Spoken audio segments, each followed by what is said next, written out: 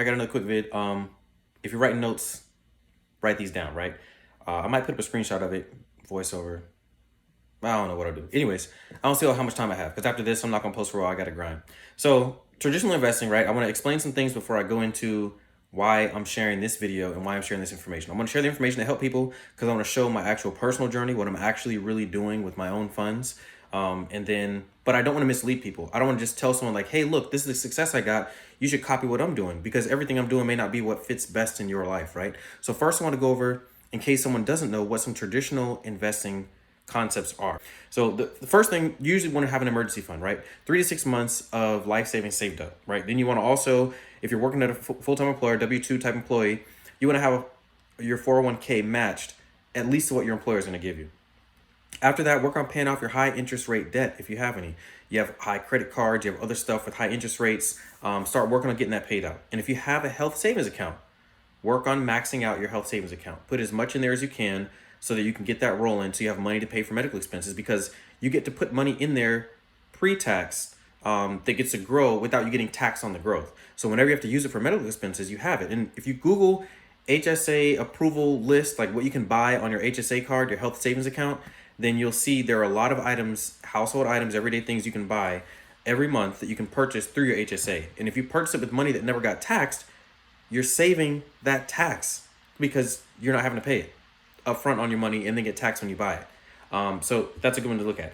Then you want to also open up an individual retirement account. It's called an IRA. You can do a Roth or you can do a traditional.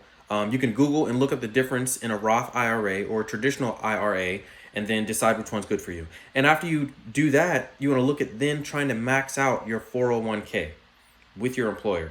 The limit in 2023 for this year, I think, is $22,500 per year. So if you're fortunate enough and have income enough to do that, that's traditionally what you want to do. And then you want to work on paying off your low interest debts. If you have any debts that are low interest, you'd want to pay those off. Long-term loans you might have, things of that nature. Then you might want to open a brokerage account. And they say traditionally to just invest in index funds. Those are going to grow as the market grows. And then after that, if you have a house or something, you want to work on paying off your mortgage. Now, this is all traditional stuff that is suggested by most professionals. The order of it could be a little bit different. There could be some slight nuances to it, but that's traditionally what they say to build wealth. All right, now another opinion, another angle for me, right, is I've seen some things in life. I've experienced some things in life that has led me to believe and see that time is my most precious resource that I have available. The time I can spend with my kids, time I can spend with my wife, time I can spend with my family, time I can spend with my friends, time that I can volunteer and do things in the community. Time is the most valuable resource. And in our country, the only way you get more time to do what you want to do is if you have resources. And the resource that we have to have for that in the US is money, right? If you can pay for things in your life, you don't have to work as much. If you can pay other people to do things in your life, you don't have to spend your time doing it. So I'm working on building more resources and wealth and money and cash flow so I have more time. So I just went through that list of what's traditionally done with building wealth. From most professionals will say something along those lines, but I want to tell you why I don't personally want to subscribe to that system. All right, because I've had too many friends and family, even my own personal family, got cancer diagnoses, have died early, had heart conditions, had other diseases that popped up that they never expected, completely healthy people, like not having a lot of health problems that I ever knew of throughout my whole childhood knowing them. But now all of a sudden, something pops up, spur of the moment, and now their life expectancy and time is gonna be cut short. And that makes me think to myself, like, I don't wanna keep working until I get to retirement, keep putting all this money away in these accounts that are for retirement and never get a chance to use it because I don't make it to retirement age. Or when I make it there, I have some health condition that I wind up spending all my resources trying to manage my health and don't get a chance to live life and have fun. That's literally why I've chosen to look at these things and decide which of them do I want to do? How do I want to do it differently? And that's how I came up with my decision process, right? So like an emergency fund, 3 to 6 months. What I've learned in the market, there are ways that I can put money that's my emergency fund in the market in what I would consider relatively safe investments that will hold their value. So if I ever needed that money, I could sell all of those stocks, get that cash, and take care of what I would take care of in life. But in the meantime, I can earn a higher interest rate or yield on it. So I can use that money to make money. Instead of just parking it in a savings account or checking account or bank account with my bank, There are things that I feel in my risk tolerance I can invest in, get a yield on it, and it's still sitting there. So that's why I don't just sit with an emergency fund. If you check my checking account, bank account, I don't keep thousands and thousands of dollars in there. Because I'm like, what is it doing sitting here? Banks are just lending it out and using it to make money on my money. Why don't I just do it for myself? They use the market. They use other things that they can do to loan to make money on the money you deposit. And if you see in the last couple of years stuff that happened with the SVB, the Silicon Valley Bank, or whatever bank in California that was failing, got bailed out. A bunch of people tried to withdraw their money and couldn't get it. I'm like, why would I send a bunch of money to banks who are gonna do whatever they want to do with it according to regulations? And sometimes, the regulations I don't think are, just my opinion, sometimes not set in a way to have them to have all the backing they need to have for all the funds they have that they're going to use in different ways to invest, that if those investments don't work out, that bank then doesn't have the money to give you. Also, banks only have to have a certain amount of reserve on hand for the amount of money invested. So I want to say it's around 10%. You can Google it, look it up, find out for yourself. I think it's around 10%. That's what I recall. I don't feel like looking it up because I got other things to do. With that being said, if I put 100% of my emergency fund in a bank, and let's say it's emergency fund, usually think of as 3 to 6 months living expenses, right? So let's say that's $10, $15, $20,000. If I need to pull out all 20 at once, I may have to go to my bank and let them know in advance that I need to pull out that 20K. I may then have to wait for them to order that 20K to come because they may not have enough reserve sitting there to just be like, hey, sir, we can just give you all this money cash right now. Imagine other people that have higher wealth amounts. That what I heard in California, I heard of stories that were happening there when the bank failed. People wanted to pull out hundreds of thousands of dollars at once. The bank was like, listen, we don't even have that much money here right now. Like, there's literally no way we can give you all your funds. We can give you this little portion, but the rest of it, you got to wait till we order more money and it comes in tomorrow. I don't feel like dealing with that. If I put it in the market in my brokerage account, I can sell it instantly while the market's open. I can then transfer it to my bank account. It'll be there in a day or two, and I have it, and then I can go use it.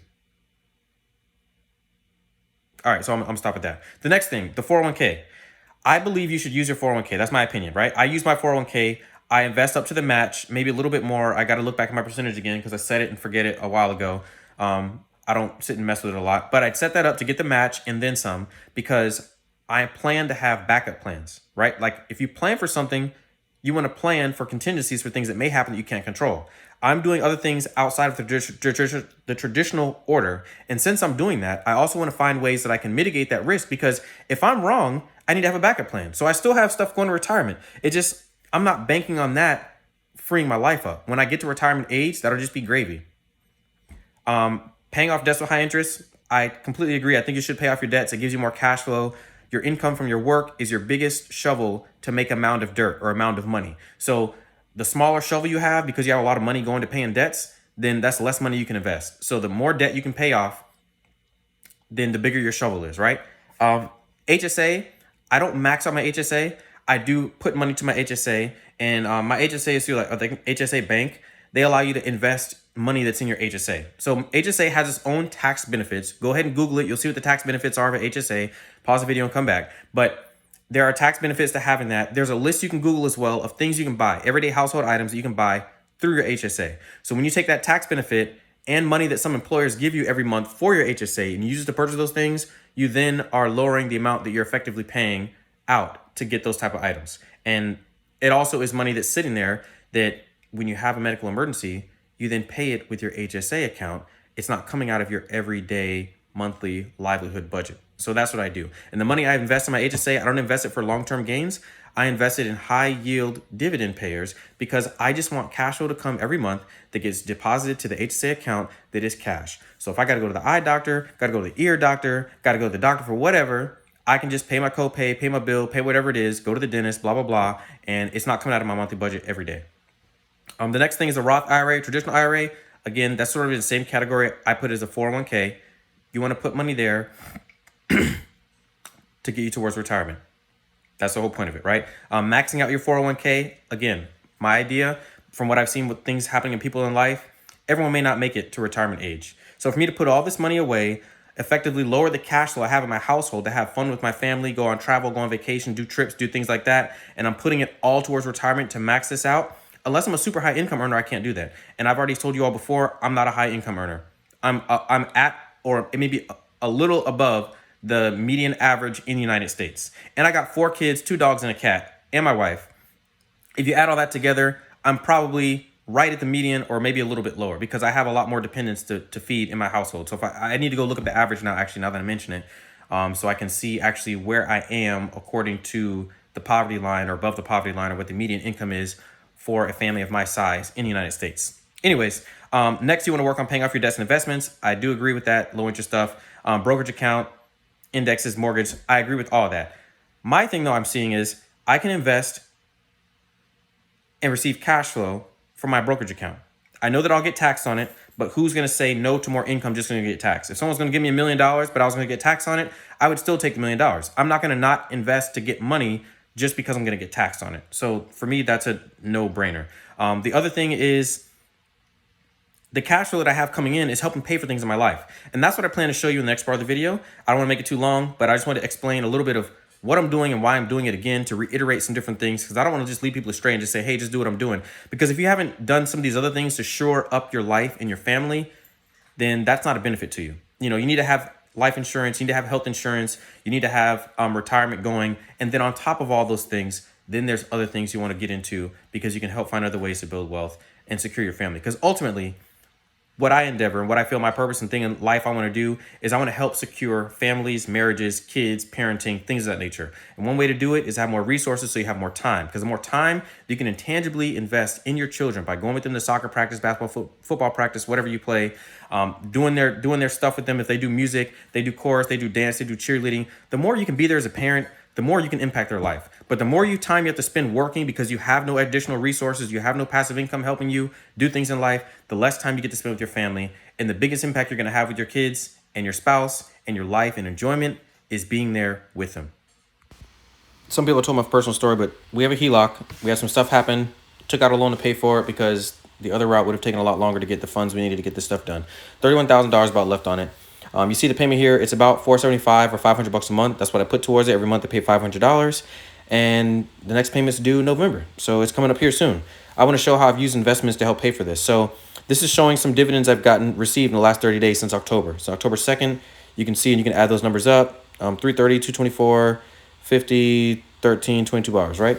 And then some other high income, high yield stuff I've invested in. One payment from NVDY is going to give me $473. That's enough to pay the heloc right there by itself. I invested some other funds in Tesla because I said I was going to transfer some funds over, and I'm going to get $617 from that later this month. So it's enough to help pay for what I have going on in life by using the investments. And again, I'll say the way that I got funds to start investing, I started literally in 2020. So I've only been doing this for 3 years in my brokerage account outside of everything else. I took windfalls that came in my life and used those funds towards investing. I work side hustles. When I get side hustle money, I put it in investing. After that, it's grown and done its own thing, and I keep using the cash flows to reinvest until now. Over that time, the cash flow continued building up, and once it built up to a place that I thought it was better to keep the money invested than to sell all of it and get the cash, I decided to continue investing it and use it to pay the bills, because once it's over, I'll still get those funds. I'll still get that cash flow, and then once I work side hustles and pay all the debt down, I'll still have that cash flow coming in that I can use for whatever purpose I want in life or to invest more.